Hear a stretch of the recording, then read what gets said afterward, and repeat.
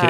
Et c'est là où effectivement le sujet de l'immobilier peut être très intéressant à venir explorer parce que l'immobilier, et notamment l'immobilier durable, est un secteur à enjeu aujourd'hui par rapport aux enjeux de transition bas carbone.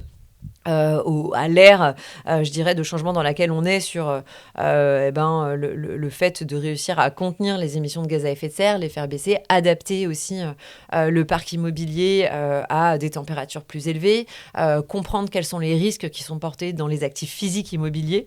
Et en fait, ça, c'est des gros enjeux. Donc, le secteur immobilier est ce qu'on appelle un secteur à enjeu.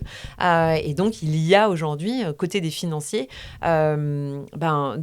des enveloppes allouées justement à l'accompagnement de la transition de ce secteur-là, à l'adaptation aussi du parc immobilier pour qu'il soit plus adapté aux fortes chaleurs ou au retrait gonflement argileux, etc. Enfin, il y a des gros sujets.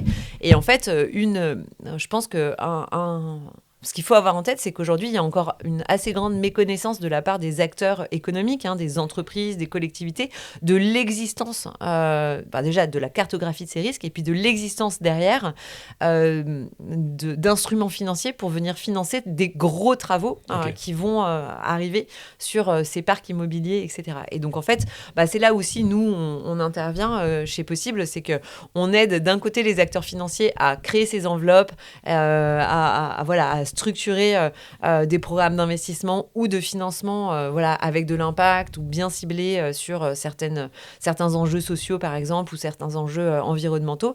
Et puis, de l'autre côté aussi, à faire le pont avec des organisations qui, elles-mêmes, sont en train de se transformer vers des nouveaux modèles plus circulaires, moins impactants, et donc à essayer de faire en sorte que ces deux mondes se parlent.